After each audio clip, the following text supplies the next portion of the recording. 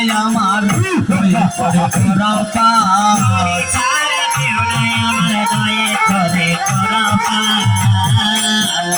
কারণ তোমার মহিমা নিতে পারে এই যে অনন্ত মহিমা দয়ালি ভব সংসারে সেই ঈশ্বর যাকে আমরা গোবিন্দ বলি তার মহিমা আমাদের যেদিকে চোখ যায় সেই দিকে দেখতে পাই যেমন তোমার মহিমায় দেখি উঁচা লম্বা গাছ দয়াল তোমার মহিমায় দেখি উঁচা লম্বা গাছ আমার তোমার মহিমায় দেখি প্রতার ইলিশ মাছ তোমার মহিমায় দেখি এত সুন্দর দেহ এই যে মানব দেহ খানা এই মানব দেহে যতগুলো যন্ত্র আছে পৃথিবীতে এমন কোন বৈজ্ঞানিক ইঞ্জিনিয়ার তৈরি হয় নাই যে একটা মানুষ সৃষ্টি করে হয়েছে দয়াল তোমার মহিমায় দেখি এত সুন্দর দেহ দয়াল রে তুমি ছাড়া এই জগতে আর পারে না কেহ দয়াল তুমি ছাড়া কেহ নাই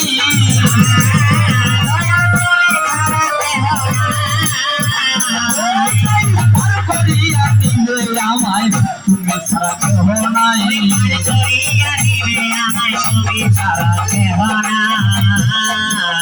তাই তো এসো মাগো সরস্বতী কণ্ঠে কর ভর আচ্ছা আজকে বসি তাই আসন দিলাম মা মস্তকের উপর কর্ণেতে প্রবেশ করিয়া না শিখায় বাহির হবে আজকে কর্ণেতে প্রবেশ করিয়া না শিখায় বাহির হবে ভালো ভালো পুরাণের যত কথায় অন্তরে জোগাবে বলি ভাগো মায়ে বাবা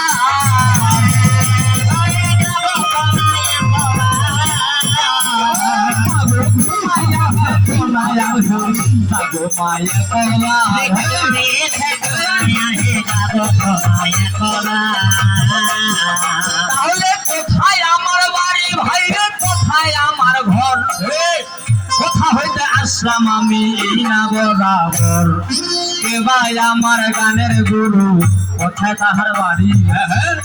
এই যে কার বাপি পাতায় আমার কিঞ্চিত কবিতারি আমি পরিচয় দিয়া যাই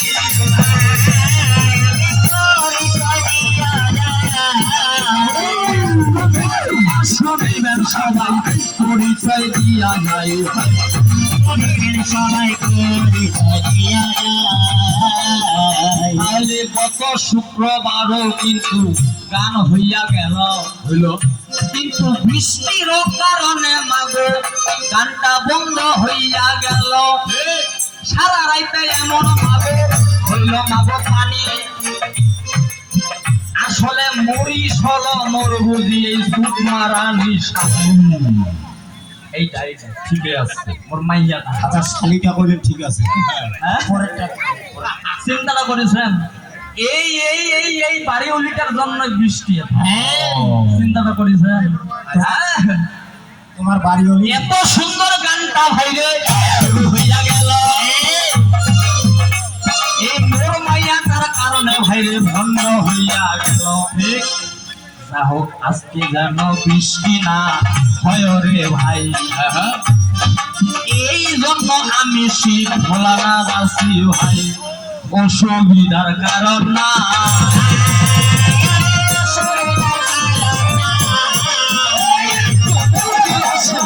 সবাই অসুবিধার কারণ নাই সবাই অসুবিধার কারণ তাহলে সৌরভ সরকার নাম আমার মাছরিয়ায় বাড়ি এই যে বকুল তলার পশ্চিম পাশে হইল আমার বাড়ি আচ্ছা পীরগঞ্জ থানায় আমার শুনেন ভালো করি আমার জেলাটা ঠাকুরগা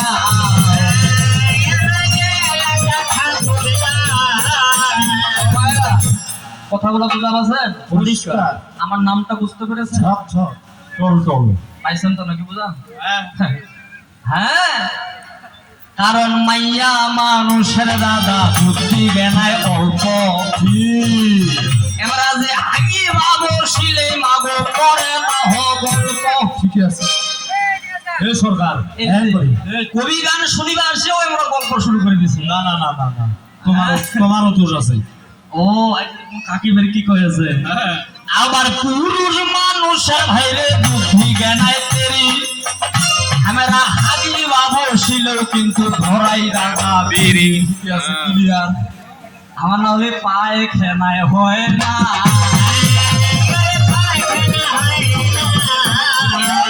না বলিলে চলে না রে, পায়খানা হয় না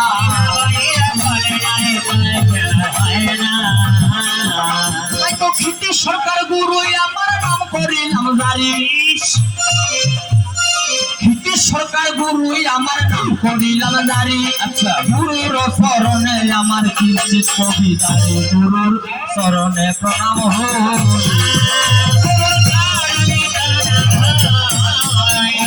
দয়া করা দয়াময় হে চরণে প্রণাম হোক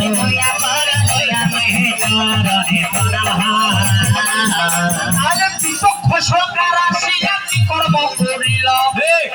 ও মা সুন্দর করিয়া কিন্তু সম্বন্ধ বাঁধিল তিনি হইল দুর্গা দেবী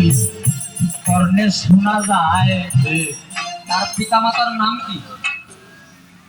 হ্যাঁ শুনেন নাই ওনার পিতা দক্ষ রাজা শাস্ত্রে পাওয়া গেল আবার মাতা হইল পশুতি শুনিবেন সকল কিন্তু আমার কথা হচ্ছে আপনি হচ্ছে প্রথম সরকার আপনি যখন সম্পর্ক তৈরি করবেন আপনার পরিচয় দিলেন ঠিক। আমি যে শিব আমার বাবা মাকে এই পরিচয়টা দিবা হবে না হ্যাঁ অবশ্যই। আবার উনি বলতেছে এই স্বামী ধন হ্যাঁ বেশি বাহাদুরি করবে না খারাপ ভাষা বলবে না হ্যাঁ আচ্ছা বলুন তো আমি তো আসরেই আসিনি ঠিক। হ্যাঁ লোকটা তো আসরেই আসেনি কি দেখলো তুই? হ্যাঁ এত ভয় লাগে হ্যাঁ কেন? এই, কেবা শিবের পিতা মাতা তোমারে জানাই তোমার কাজটা করিয়া দিচ্ছি শুনিবেন সবাই অনাদি পুরুষ একজন নিরঞ্জন নামে এই শুনিস অনাদি পুরুষ একজন নিরঞ্জন নামে হ্যাঁ মহামায়া আদ্যা শক্তি জানল লাটে গ্রামে তারই গর্ভে জন্ম নিল পুত্র তিনজন আদি নিরঞ্জন তার থেকে হইল আদ্যা শক্তি মহামায়া আর এই আদ্যা শক্তি মহামায়ার গর্ভে তিনটি পুরুষ জন্মেছিল কে তারই গর্ভে জন্ম নিল পুত্র তিনজন ব্রহ্মা বিষ্ণু মহেশ্বর দেব ত্রিলোচন এই যে তার গর্ভে জন্ম নিল ব্রহ্মা বিষ্ণু আর শিব ওই শিবটাই হচ্ছে তোর ভাতা হ্যাঁ ঠিকই আছে। হুশ করিয়া চলা যাই